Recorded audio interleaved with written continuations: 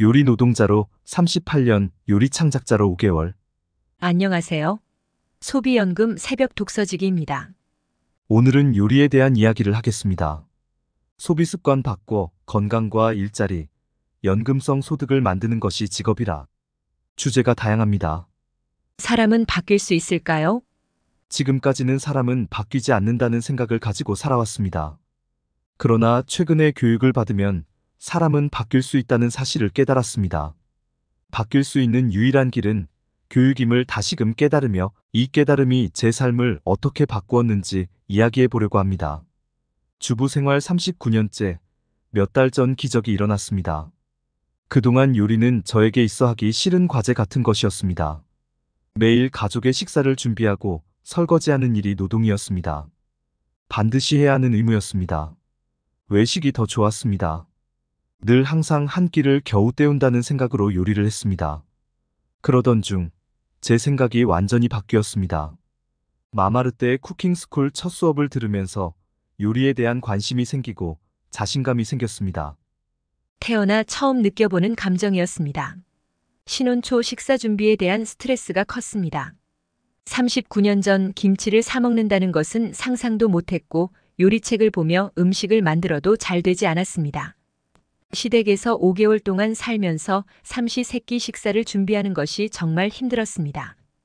요리에 대해 배워본 적이 없었기에 스트레스가 이만저만이 아니었습니다. 이후 취업을 하면서 요리는 더 큰 부담이 되었습니다.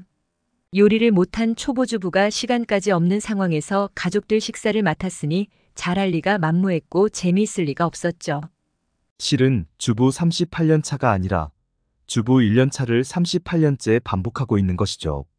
38년 차 주부와 1년 차 주부 38년은 완전 다르죠. 38년 차 주부라면 베테랑, 프로 주부. 초보 주부 생활 38년은 하기 싫은 일 못하는 일을 38년을 반복하는 주부. 둘은 완전 다르죠. 이렇게 살던 어느 날 쿠킹 스쿨을 듣게 되었습니다.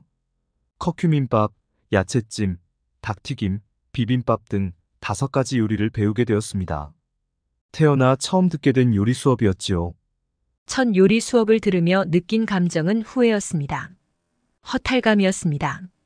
왜 이런 걸 이제야 배웠을까? 요리가 이런 것이었단 말인가? 38년 동안 어렵고 복잡하게만 느꼈던 문제가 2시간 만에 해결되니 허탈했습니다.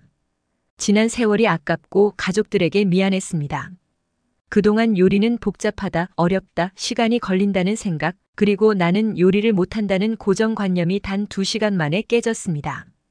5가지 요리를 50분 만에 완성했고 설명하며 요리를 만들고 함께 먹고 정리까지 걸리는 시간이 2시간밖에 되지 않았습니다. 비빔밥 만드는데 20분, 닭튀김도 20분, 밥하는데 30분이 걸렸습니다. 이 모든 것을 동시에 진행하니 50분 만에 5가지 요리가 가능했습니다. 요리는 복잡하고 어렵고 시간을 빼앗아가는 노동이 아니었습니다. 요리 방법을 바꾸면 빠르고 쉽고 간단하면서도 맛있다는 것. 그렇게 하는 방법, 도구, 시스템이 있었습니다. 요리는 노동이 아니라 놀이, 의무가 아니라 창작 활동, 주부가 매일 할 수 있는 예술 활동이었습니다. 특권, 축복이었습니다. 요리 방법을 바꾸니 모든 음식이 맛있었고 너무 간단해서 나도 할 수 있겠다는 자신감이 생겼습니다. 당장 집에 가서 요리를 해보고 싶은 마음이 들었습니다. 생각이 바뀌니 요리가 재미있었습니다. 그동안 요리에 대해 배운 적이 없었기에 요리를 어려워했고 실력도 없었습니다. 한심할 정도로 아는 것이 없었지만 쿠킹 스쿨에서 내가 먹은 음식이 곧 나라는 의미를 새삼 깨닫게 되었습니다. 내가 먹는 밥과 나물, 찜, 탕, 구이들이 음식이 되기까지의 과정을 생각하게 되었고 쌀이 밥이 되기까지의 과정, 요리하는 그릇과 온도, 그리고 이 음식들이 몸속으로 들어와 소화, 흡수, 대사되는 과정을 떠올리게 되었습니다. 좋은 음식을 먹으면 건강한 몸이 되고 나쁜 음식을 먹으면 아픈 몸이 된다는 의미를 온전히 이해하게 되었습니다. 마마르떼의 요리법이 간단하고 빠르고 편리했기에 저의 음식에 대한 고정관념이 바뀌었습니다. 이제는 삶에서 가장 중요한 일이 요리라고 생각하게 되었습니다. 좋은 음식을 먹기 위해 일을 하고 돈을 번다는 생각으로 바뀐 것이죠. 이전에는 일이 먼저였고 음식은 일을 하기 위해 그냥 먹는 것이었는데 이제는 좋은 음식을 먹기 위해 일을 하고 돈을 번다는 생각으로 바뀌었습니다. 좋은 음식의 기준이 명확해졌습니다. 물론 나쁜 음식의 기준도 명확해졌습니다. 맛있고 독소가 없고 영양이 풍부하며 소화, 흡수, 대사까지 생각하게 되었습니다. 저온 요리, 담백하고 맛있는 음식, 식품 첨가물이 없는 음식은 먹고, 고온, 고함 요리, 맵고 짜고 느끼한 음식, 식품 첨가물이 많은 음식은 먹지 않습니다. 요리에서 가장 중요한 것은 온도였습니다. 음식을 먹는 이유, 음식과 건강 관계를 이해하고 나니 요리가 복잡하고 힘들지 않았습니다. 요리가 복잡하고 시간이 걸리고 맛이 없었던 것은 고온 요리, 방법이 잘 못 되었기 때문이었습니다. 100도씨 이상의 고온 요리는 영양소 파괴를 의미하고 영양소 파괴는 곧 맛 파괴. 고온 요리는 식품 고유 색깔의 파괴를 가져올 수밖에 없습니다. 파괴된 맛을 보충하기 위해 인공 감미료를 첨가하고 색깔을 보충하기 위해 인공 색소를 넣고 이런 과정들이 복잡하고 시간이 오래 걸리니 사람들은 요리하기를 싫어하게 되고 요리하기 싫어하는 사람들을 위해 가공식품들이 나오고 방부제가 나오고 인스턴트 음식, 외식, 배달 음식이 나올 수밖에 없는 현실이 이해가 되었습니다. 이런 음식들을 먹으니 비만해지고 비만으로 인한 각종 질병들이 계속되는 악순환의 시작은 음식이었습니다.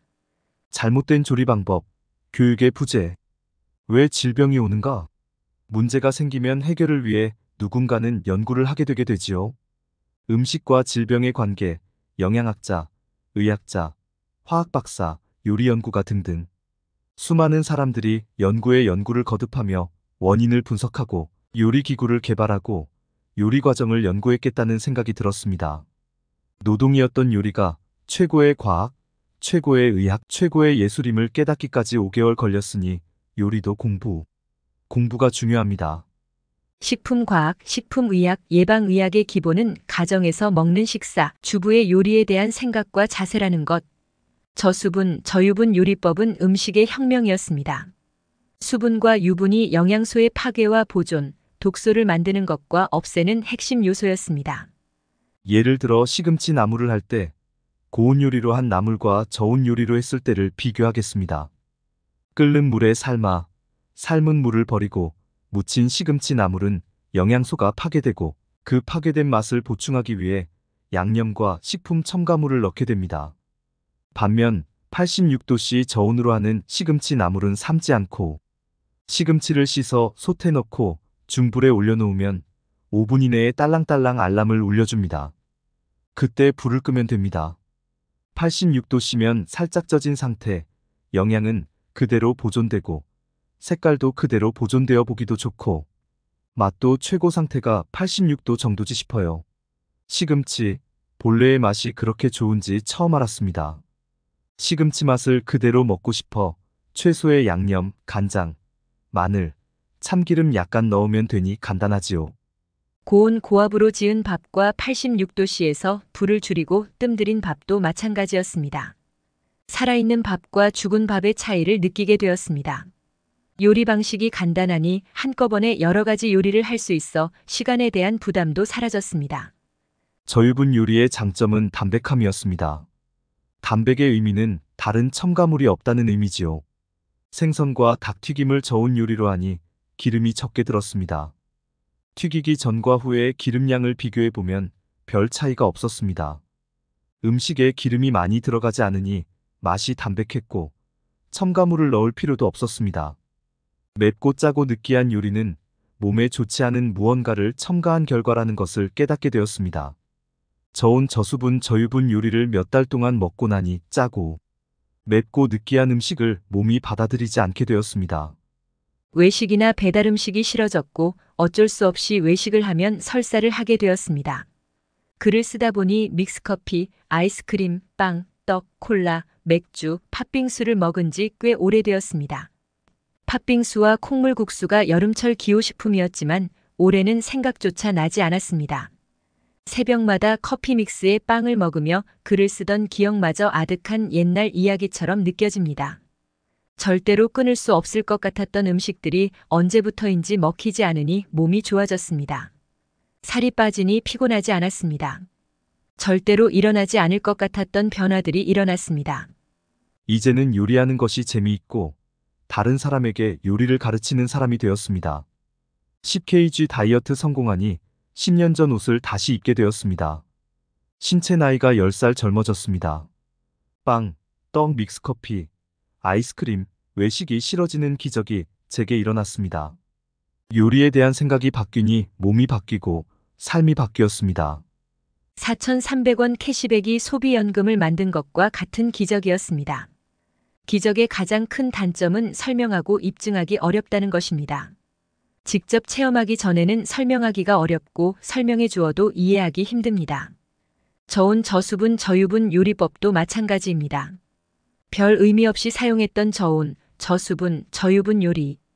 이 안에 내포된 무궁무진한 의미를 깨닫고 나면 건강과 돈은 자동으로 해결됩니다. 요리의 기본을 배우고 나니 음식과 건강에 대한 이해가 깊어졌습니다. 마마르떼의 쿠킹스쿨에서 배운 요리법은 제 삶에 있어서 큰 변화를 가져왔습니다.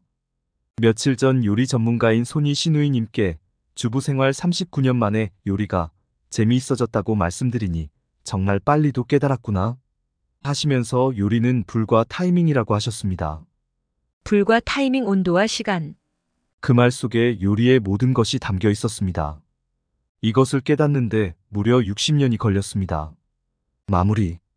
요리가 하기 싫은 분들, 비만, 고혈압, 당뇨, 관절염, 암, 생활습관병으로 고민인 분들, 외식을 좋아하는 분, 배달음식, 인스턴트 음식, 밀키트, 편의점 음식을 즐기는 분들, 음식에 대한 각자의 생각을 정리해보면 어떨까요?